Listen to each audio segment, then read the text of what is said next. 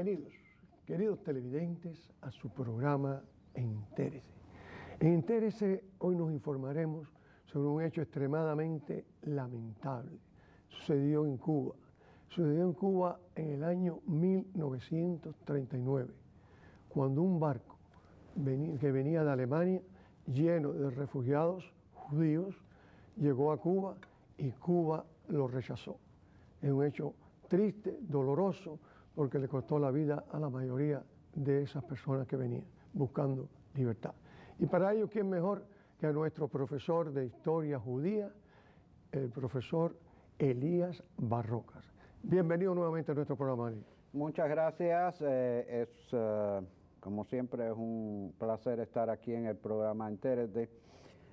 Insistí en hacer este programa porque este año se cumplen 75 años, es el aniversario de los hechos del barco San Luis que llegó a Cuba, y aunque se ha hecho un recordatorio en inglés, quise ser partícipe de hacer algo y explicar algo de este hecho histórico que afectó muchísimo y afecta mucho la vida de los cubanos. Encuentro muchas veces personas en las conferencias, en reuniones y demás, y tienden a pensar que todo lo que ha sucedido en Cuba fue a causa de el rechazo a recibir a los refugiados del barco San Luis, cosa que no es cierto. Para entrar en materia hay que explicar una cosa muy importante. En el año 33 hubo una revolución en Cuba que derrocó al régimen machadista y subió una autarquía. Fueron años de mucha inestabilidad política en el país, pero se empieza a desarrollar un sistema de nacionalismo dentro de Cuba. La principal figura de ese nacionalismo es Antonio Guiteras, que muchos de los televidentes conocen. Y una de las leyes más importantes que se dictan en este periodo es la ley de nacionalización del trabajo, más conocida como la ley del 50%, una ley que provocó un poco de xenofobia en Cuba. Había que en una empresa, fuera cubana o extranjera, había que tener un mínimo de 50% de trabajadores o empleados cubanos. Eso provocó de una parte un contento en la población, pero también provocó que muchas personas que hasta ese momento no se habían nacionalizado, pues se nacionalizaron inmediatamente y porque tenían que trabajar y tenían que vivir. Ese es uno de los problemas. En el año 36, cuando al principio de la República Cuba quedó prácticamente despoblada por la reconciliación de Hueyles, se promovió la inmigración a Cuba. Sin embargo, ya antes de mediar el siglo, hay un rechazo hacia ciertas capas de inmigración. Por lo menos se trata de parar la inmigración de haitianos, la inmigración de jamaiquinos, que estaban llenos los bateyes, los pequeños poblados que rodeaban los centrales azucareros, de gente que venían de estas dos islas a participar en la zafra.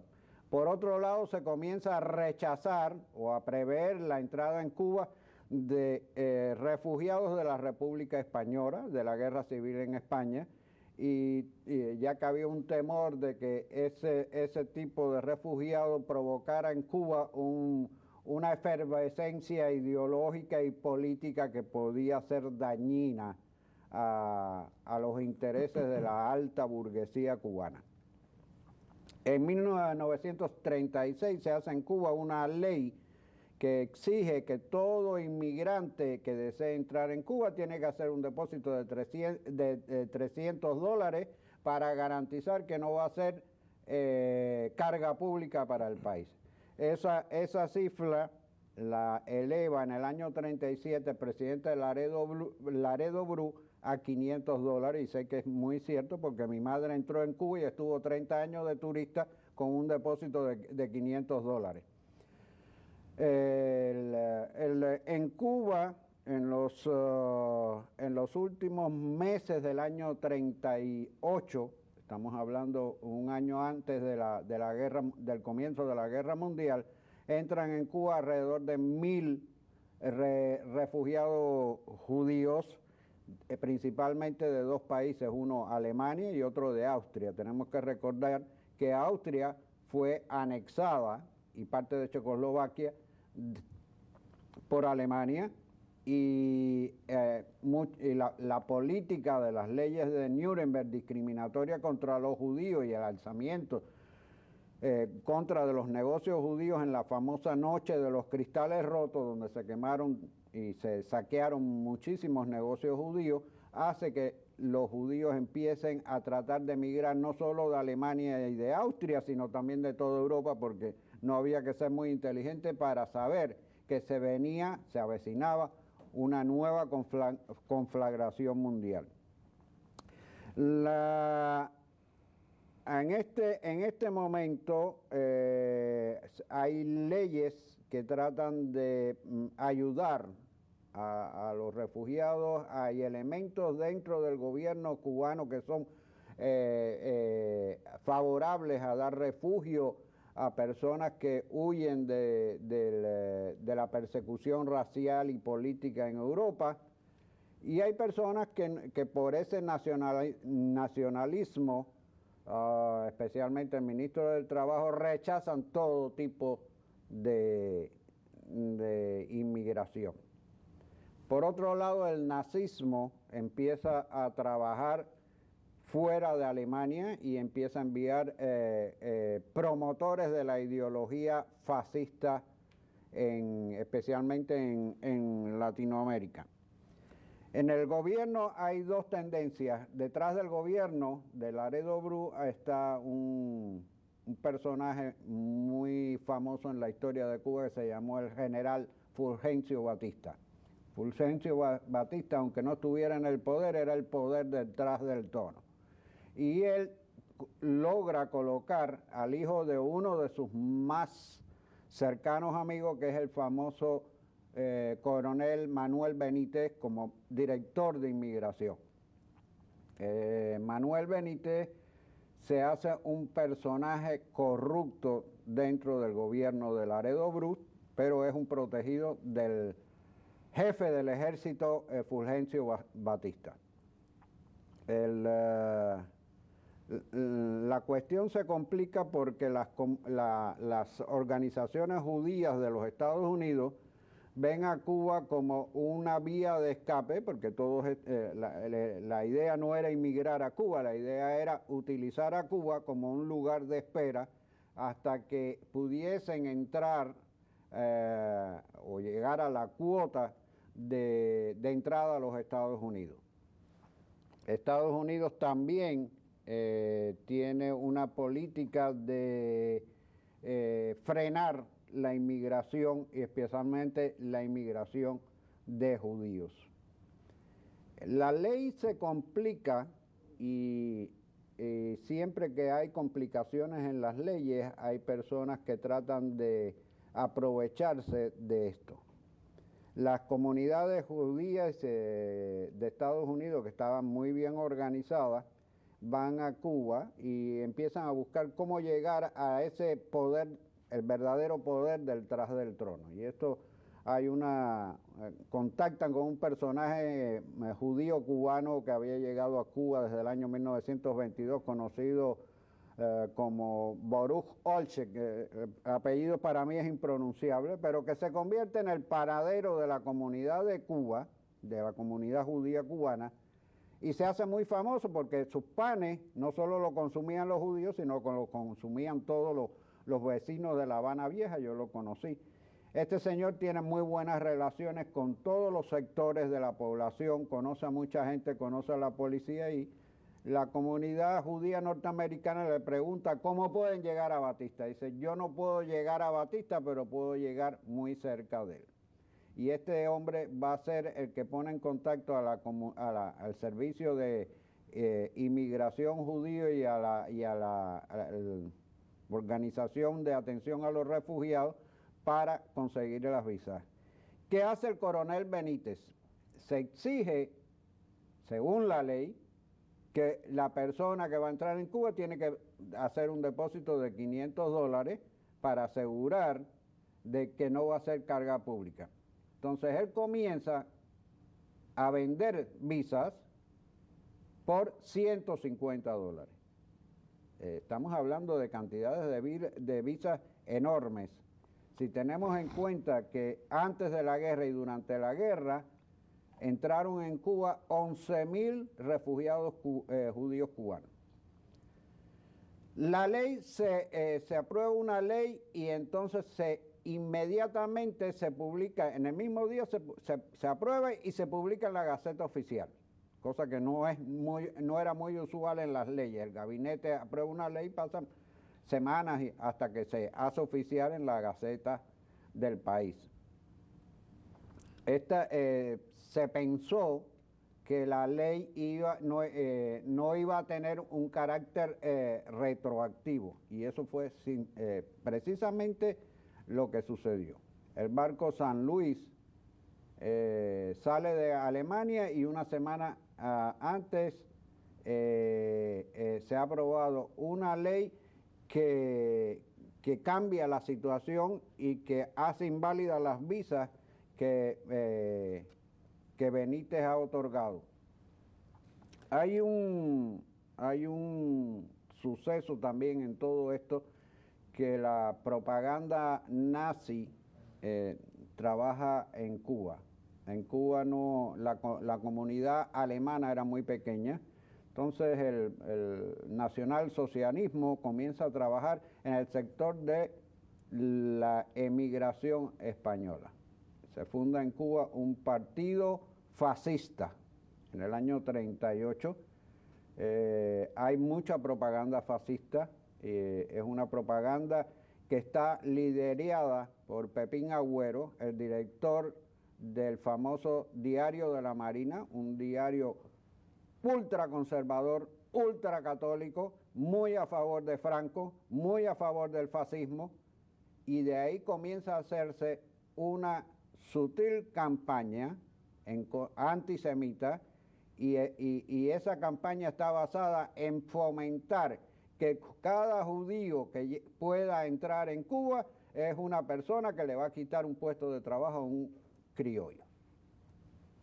Esta propaganda se extiende cuando se crea ese partido dirigido por un tal Proías, que tiene una estación de radio donde se transmite horrores contra Cuba. Acuérdate que el fascismo, el falangismo español es antijudío, Franco era antijudío, era antimasónico y antibolchevique, y esos tres elementos todos caían sobre los judíos. No hay que ir muy lejos, el que estudia la historia de la República en España lo sabe. Estos elementos se unen con que el jefe de la compañía Hi-Pac, de la compañía de la línea naviera, es un espía nazi y es un agente de los nazis. Y pocos días antes del arribo del San Luis a La Habana, se envían a Cuba a 14 espías alemanes. Incluso 2 fueron detectados dentro de una sinagoga en Cuba, porque personas que ya habían arribado a Cuba los reconocieron, que cuando ellos estuvieron internados en campos de concentración en Alemania, estos 2 personas eran guardianes en ese campo de concentración. Se comienza a crear un clima de que próximamente, pocos días antes de llegar el San Luis a La Habana, próximamente va a llegar un barco de Alemania que trae a 1.000 judíos y se van a perder 1.000 puestos de trabajo para los cubanos. La llegada de judíos a Cuba es verdad, trajo cierta problemática porque no había suficientes casas de alquiler. Y entonces comienzan a subir los alquileres y eso afecta a los cubanos. Es un factor que hay que tener en cuenta también. El factor de que se explote la idea de que un extranjero viene a quitarte tu puesto de trabajo es un factor que incide en el nacionalismo cubano que estaba en boga en esa época. Finalmente, se aprueba una ley para contrarrestar, porque ya el gobierno se da cuenta de lo que está haciendo Benítez, se aprueba una ley de que todas las visas que se aprueban por el ministro de Inmigración tienen que ser a la vez firmadas por el ministro de Hacienda y el ministro del Trabajo. Y que esas visas aprobadas deben ser comunicadas a las embajadas cubanas en el exterior y que esas embajadas están obligadas a pedir a las compañías navieras a que informen de quiénes son los que van a viajar en sus viajes, quiénes son refugiados, quiénes intentan entrar como turistas, quienes intentan permanecer como transeúntes o como residentes en Cuba. Eso no ocurrió en el caso del San Luis. Cuando llega el San Luis a La Habana, en realidad la gente piensa que fue solo el San Luis, llegan 2 barcos más con refugiados. Y los demás prácticamente tuvieron la misma suerte. Uno era el Flanders y el otro el barco Orduña, uno francés y otro inglés, que traían refugiados y los refugiados no pudieron bajar. Los que tenían sus visas normales les fue permitido bajar.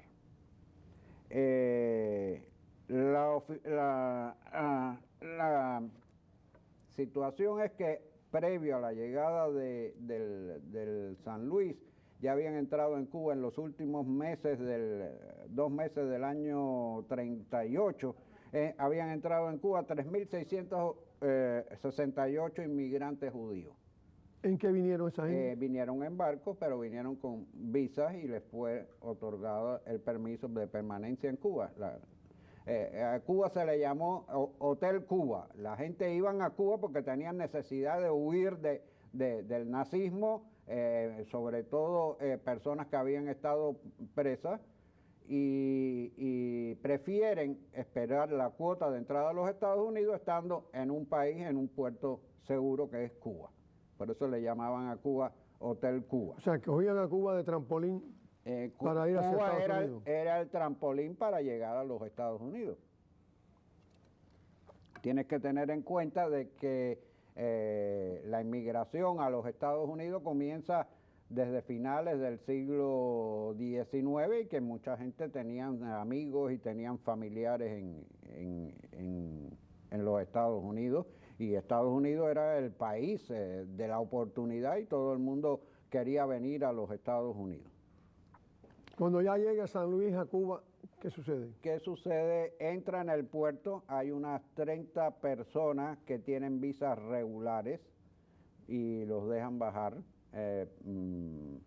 Inmediatamente el gobierno envía a los barcos de la policía, a que retiren el barco del puerto, lo ponen en el medio de la bahía y eso era un escándalo porque la gente iban con pequeñas lanchas a acercarse al barco, tenían amigos, tenían familiares, tenían esposos, tenían esposas, tenían hijos, era una tragedia y no se sabía lo que estaba pasando. Los representantes de las comunidades judías americanas y representantes de la comunidad judía cubana que estaban coordinados tratan de mediar con el gobierno de Laredo Brut entiende en primer lugar que Benítez ha hecho una trastada y por el otro lado entiende que la compañía alemana que está transportando a los refugiados es cómplice. Y esto es el plan de la Gestapo alemana. La Gestapo en este momento no está procurando eliminar a los judíos, sino que está tratando de demostrar que las democracias occidentales, las potencias occidentales, están en contra de la política racial alemana, pero que ellos no son capaces de recibir a los refugiados. O sea, hasta cierto punto que coincidían. Entonces coincide, tenemos que el judío no tenía dónde escapar. Palestina estaba cerrada, había el libro blanco, los ingleses no dejaban entrar a los judíos, habían cuotas también para evitar la protesta de los árabes que no querían inmigración judía. Muchos barcos fueron a Palestina y fueron detenidos y muchos fueron después enviados a campos de refugiados en la isla de Chipre. Eso ocurrió durante toda la Guerra Mundial y después de la Guerra Mundial.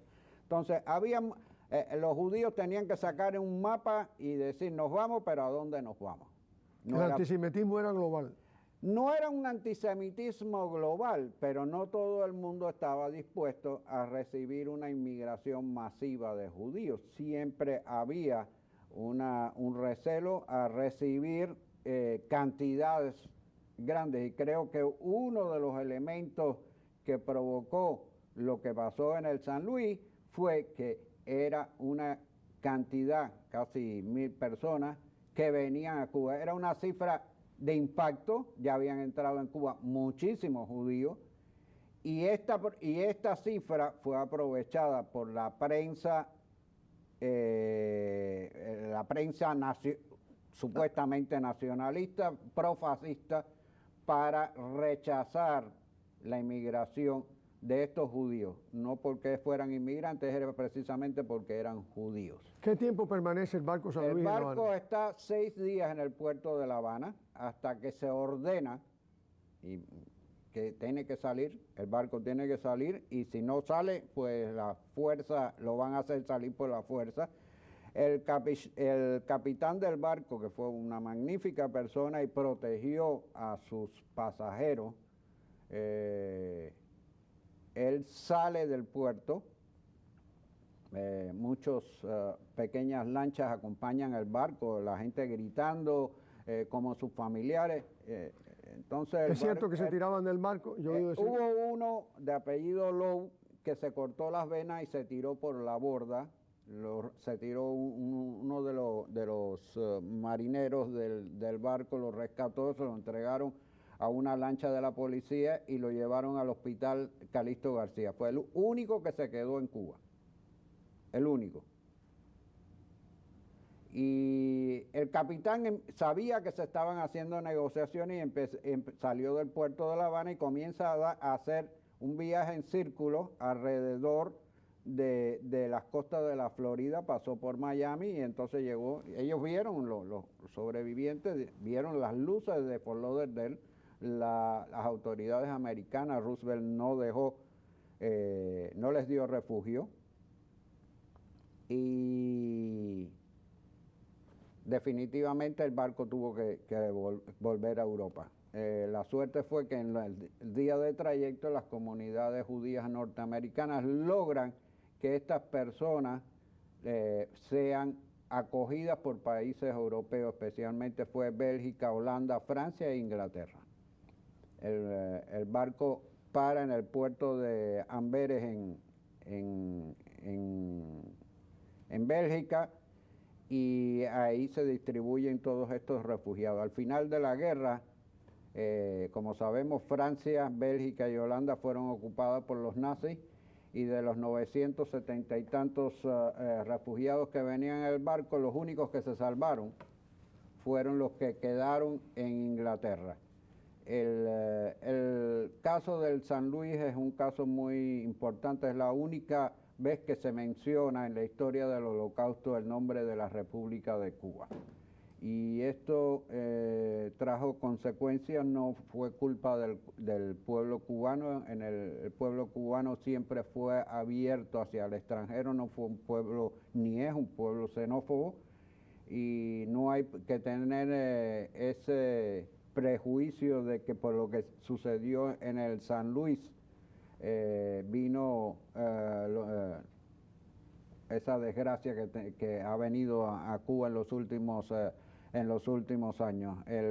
Cuba fue un país amigo de los judíos, fue un país amigo de Israel, fue un país donde yo nací en Cuba, me crié entre personas criollas, entre personas afrocubanas, entre personas españolas, personas de muchas nacionalidades. Era una ciudad cosmopolita y donde todos convivíamos. En definitiva, cuando llegan nuevamente a Alemania, supongo, ¿cuántos sobreviven de esos 900? No llegaron a Alemania porque en el transcurso se hacen conversaciones y quedan, ya te repito, en Holanda, Bélgica, Francia e Inglaterra. Los que quedaron en Francia, en Holanda y Bélgica, esos cuando entraron los alemanes en la guerra, pues fueron llevados a campos de concentración. Los únicos que se salvaron fueron los que habían, muy poquitos de esos sobrevivieron. Los únicos que se salvaron fueron los que fueron acogidos, 200 y pico que fueron acogidos en Inglaterra. Quiere decir que las 2/3 partes de los refugiados del San Luis murieron en la guerra. Si se hubieran quedado en Cuba, si le hubieran dado refugio en Cuba, se hubieran salvado todos. ¿Y eso nada más que sucedió en ese barco y en Cuba, o hubieron otros barcos que salieron hacia otros países? Los dos barcos, el Flandes y el Orduña, que llegaron a Cuba y no recibió, estos tuvieron la suerte de que ellos siguieron viaje a Sudamérica y Venezuela y Panamá acogieron a esos refugiados. En realidad, la culpa de esto también la tuvo el gobierno de los Estados Unidos, porque los Estados Unidos sabía lo que estaba pasando en Cuba y rechazaba esto. Batista jugó un papel de muy zorro, no se quiso meter abiertamente en el problema porque le iba a afectar en sus próximas elecciones, que él ganó en el año 40, y él no quería tener una política contraria a la política del buen vecino de los Estados Unidos. Esto es un factor, pero es importante tener en cuenta de que hoy el mundo está convulso y que hay muchos refugiados y hay que tener sensibilidad a los refugiados porque son vidas humanas y hay países que no pueden, hay países que deben hacer el esfuerzo y ayudar a los refugiados. Bueno, señores, han visto, se le ha dado la oportunidad a nuestro invitado para que él nos explicara a profundidad, sin interrupción, toda la tragedia, esta tragedia tan triste que sucedió en Cuba. Y sin más, dándole las más expresivas gracias a Elías Barroca, se despide de ustedes. Hasta el próximo domingo. Jesús Angulo.